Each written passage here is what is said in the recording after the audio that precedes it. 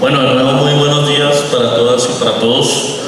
En la distancia, un cordial saludo al señor Contralor General de la República, el doctor Carlos Hernán Rodríguez, agradecido por la invitación que nos hace a este panel y por supuesto a nuestros compañeros de panel y a todos los presentes. Creo muy pertinente este foro y agradezco también el muy buen informe que nos ha hecho el señor Contralor encargado, el doctor Abadía, y el Contralor delegado, el doctor André Giovanni Rodríguez, frente a cómo se ha venido estructurando un plan de infraestructura, o cómo se ha venido ejecutando un plan de infraestructura que en este año cumple 10 años, que se ha proyectado a un largo plazo, pero creería que si me preguntan cuáles deberían ser las estrategias para el cierre de brechas en el marco de este plan, que cumple 10 años este año, lo primero sería entrar a evaluar la pertinencia de un plan que se gestó en el 2015 y que en el 2025 presenta las cifras que ya se nos han mostrado el día de hoy. Y en ese sentido, pensarse entonces si los objetivos que están muy ligados a la ampliación de cobertura, a la jornada única, a la calidad, a la disminución en la deserción, se resuelven como se pensaron hace 10 años. No estoy diciendo que no, pero entrémoslo a evaluar.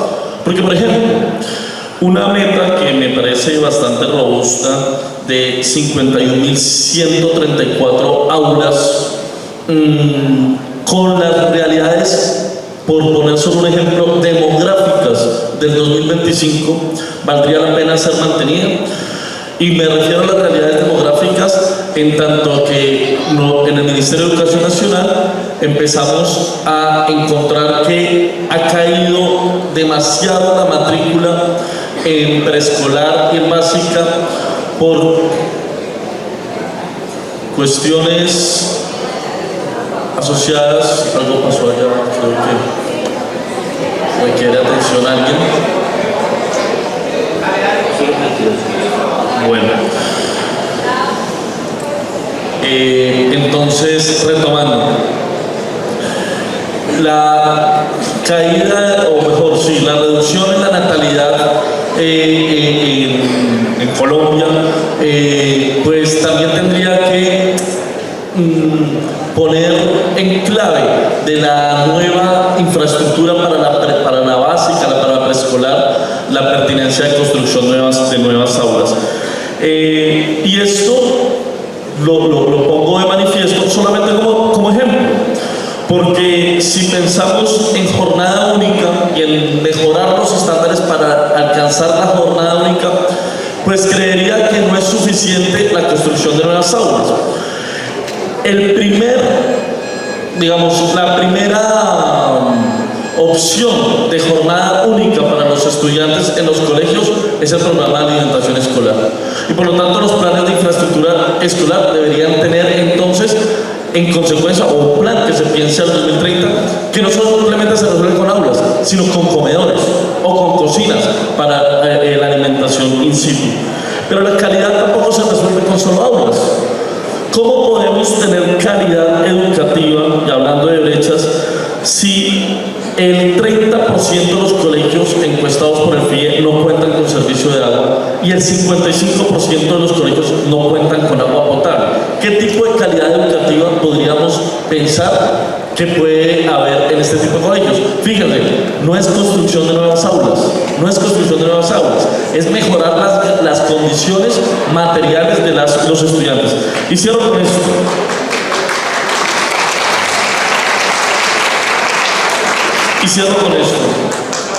Aquí se nos presentaban unas gráficas en donde se nos muestra cómo la deserción escolar es mayor en los alumnos, la pusieron por edad, doctor André, y uno podría suponer el rango de edad de esos alumnos donde es mayor la deserción es alumnos de secundaria. Pues bien, ahí es donde existe la mayor deserción. Y no solamente deserción en el colegio, sino que las tasas de tránsito inmediato hacia la educación superior en lo rural son del 27%, mientras en lo urbano son del 43%. Los alumnos de la básica y de la media no están transitando hacia la educación superior. ¿Por qué no nos pensamos entonces que en lugar de megacolegios, que quién sabe qué tanta pertinencia puede tener un megacolegio, claro, una gran infraestructura, pero también rompiendo un tejido social o sin la construcción propia de una colectividad, más bien mejoramos ambientes educativos en los colegios existentes para llevar la universidad hacia esos colegios y entonces permitamos el tránsito inmediato de la media a la superior? Creería que son aspectos que habría que revisar para el cierre de brechas. ¿Por qué cierro diciendo el cierre de brechas está entre lo urbano y lo rural? Ya tendremos tiempo para decirlo, pero también está entre lo generacional y incluso dentro de la misma urbana, dentro del mismo mundo urbano. Así que, perdón por tomarme más del tiempo, pero me gustaría desarrollar eso. No, muy bien, ministro.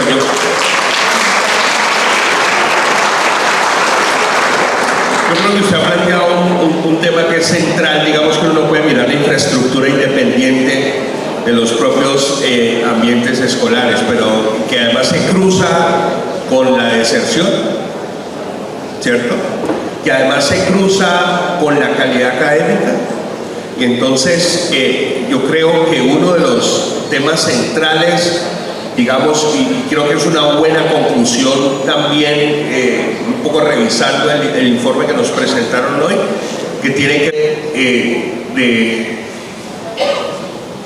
en Suárez Cauca de la Universidad del Valle, pero es la llegada de la educación superior de calidad a Suárez Cauca y los municipios y corregimientos alrededor. Yo creo que eso es una buena noticia para el país.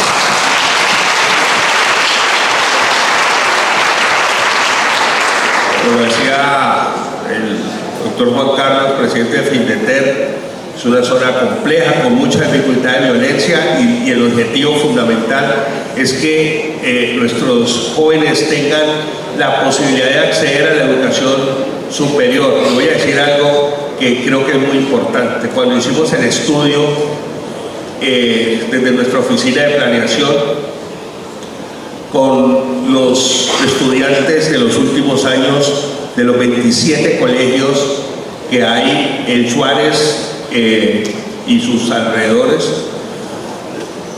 muy pocos tenían en su cabeza la posibilidad de acceder a la educación superior. Las opciones eran grupos ilegales, minería ilegal y otras pues que seguramente ustedes imaginarán. Y esa posibilidad es llegar a los territorios y hacer una transformación real. Y por eso yo, ya que el presidente de Findeter lo mencionó, yo sí quiero dar el agradecimiento a la presidencia, al ministerio, a la vicepresidencia y a todo nuestro equipo que se ha metido de lleno, digamos, llevamos más de año y medio trabajando en este proyecto y el viernes cortaremos la cinta porque llegó la educación superior a este territorio.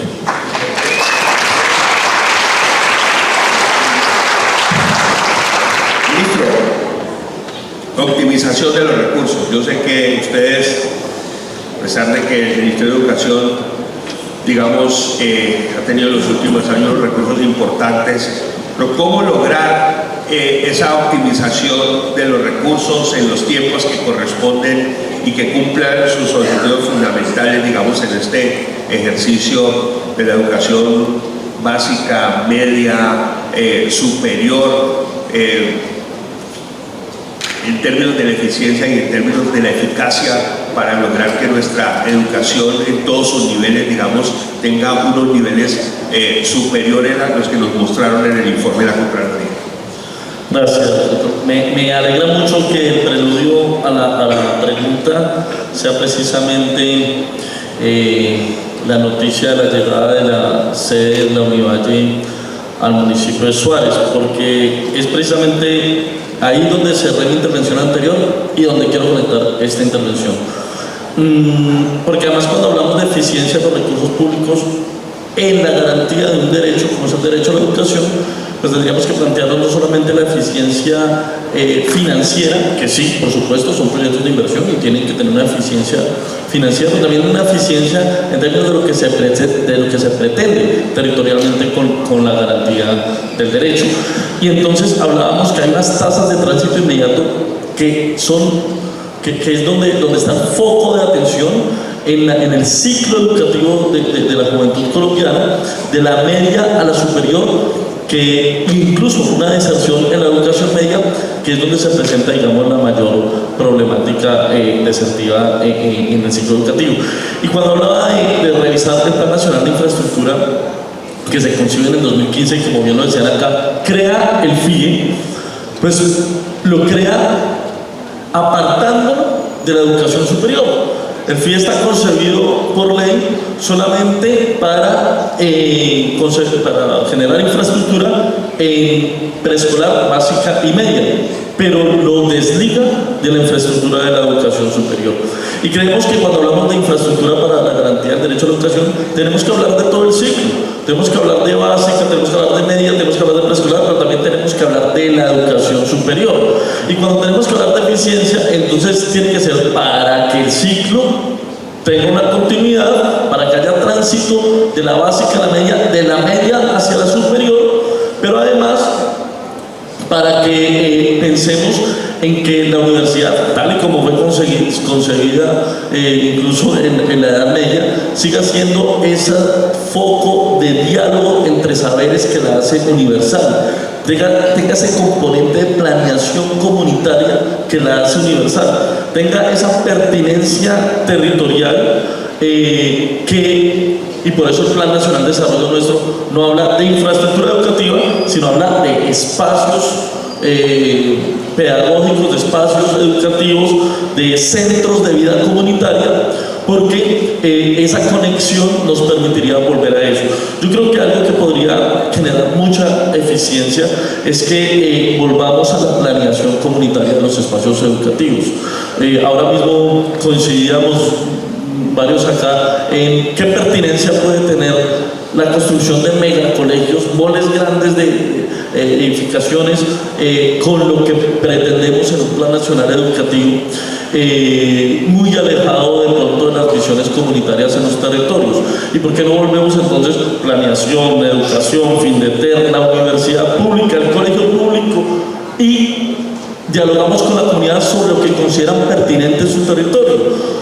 Porque diseñar un colegio desde Bogotá para el Amazonas, pues pareciera que no es muy pertinente. Pero además que estuvimos en Leticia visitando uno de los colegios allí presentes, y el colegio es el centro comunitario por una única opción, por una única razón, porque es donde queda la antena de conectividad de internet para todo el municipio que visitamos. No fue en Leticia, fue en Macedonia, a 2 horas de Leticia en lancha.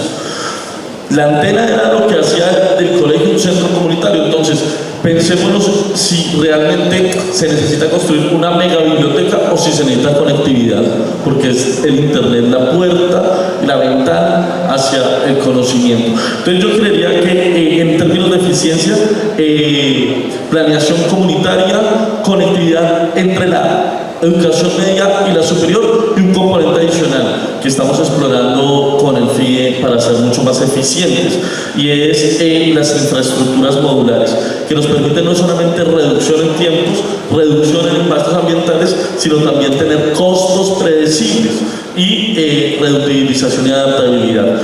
Y en ese sentido, pues cerrar la brecha, ofertar rápidamente. Y una última, les prometo que esa sí es la última en términos de eficiencia, y es infraestructura ya utilizada. El caso de la Universidad del Valle en Suárez es una infraestructura que encontramos que una empresa, Celsia en este caso, ya no la iba a utilizar más y que puede adaptarse rápidamente para ofertar educación superior, y entonces no tenemos que iniciar un proyecto desde cero, sino entrar a un proyecto o a una infraestructura ya construida, en muchos casos subutilizada, colegios que se construyeron muy grandes pero que están siendo subutilizados, y poder entonces ofertar desde lo público educación primaria, básica, media y superior. Muchas gracias, señor ministro. Doctora Marcela, desde Planeación, lo que cuesta esa infraestructura, la construcción, en fin, y qué implicaciones tiene en el tiempo. Entonces, básicamente, les pido que tratemos estos dos puntos, la colaboración institucional en términos de sostenibilidad y, obviamente, pensada en el largo plazo. Doctor Juan Carlos, por favor. Bueno, la colaboración institucional... Primero, sostenibilidad y mantenimiento.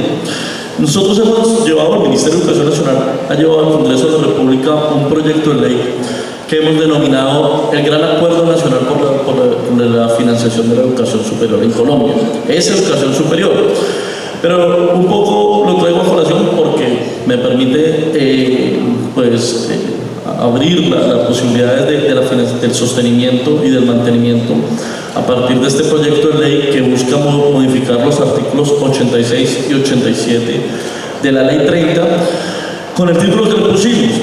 Es que fuimos al Congreso de la República a decirles a los congresistas de las distintas bancadas que allí existen: hombre, podemos tener diferencias en todo lo que quieran, en todo. O sea, discutamos ideológicamente todo lo que quieran, políticamente todo lo que quieran, pero en algo en lo que como sociedad deberíamos estar de acuerdo institucionalmente, gobierno nacional, Congreso, entes territoriales, Contraloría, entes de control, sociedad civil, religiosa, etcétera, es que la educación debe reunirnos para cuidarla entre todos y que los recursos que se dirigen a la educación, que finalmente se dirigen a la garantía del derecho de nuestros hijos, de las generaciones venideras, de las generaciones presentes y futuras, pues son recursos sagrados y deberían de aumentar progresivamente,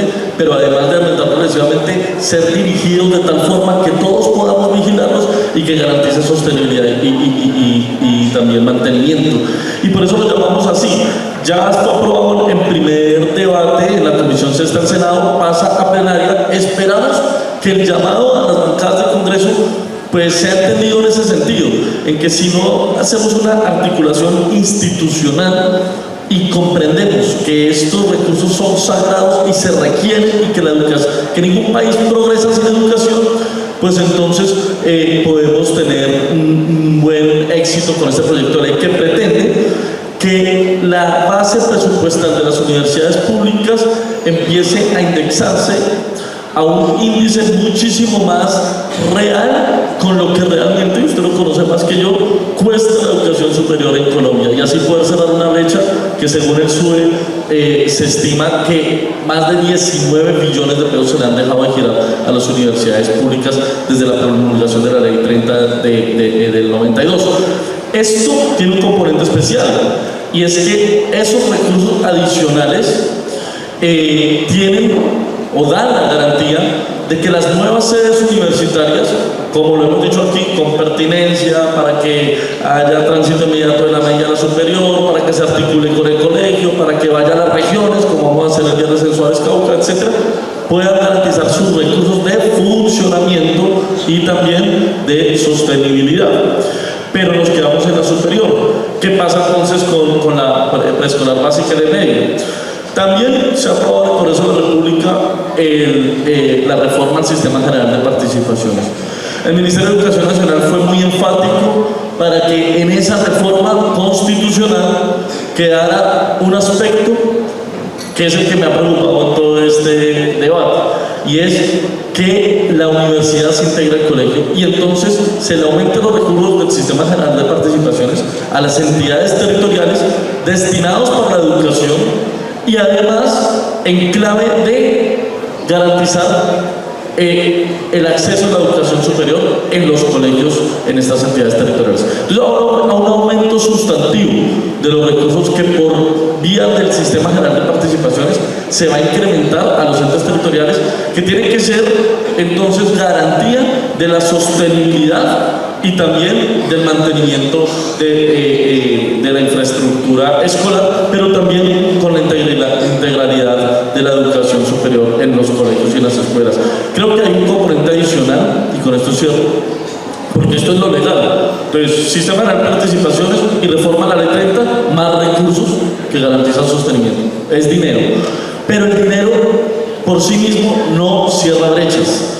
Decía el profesor Darío Indalecio Restrepo que incluso más recursos pueden generar una ampliación de las brechas si no hay un componente de gobernanza y fiscalización social, de gobernanza popular, de gobernanza comunitaria, para que haya acceso real a los datos y a la forma en cómo se ejecutan los recursos de la propia ciudadanía para que vigile sus recursos.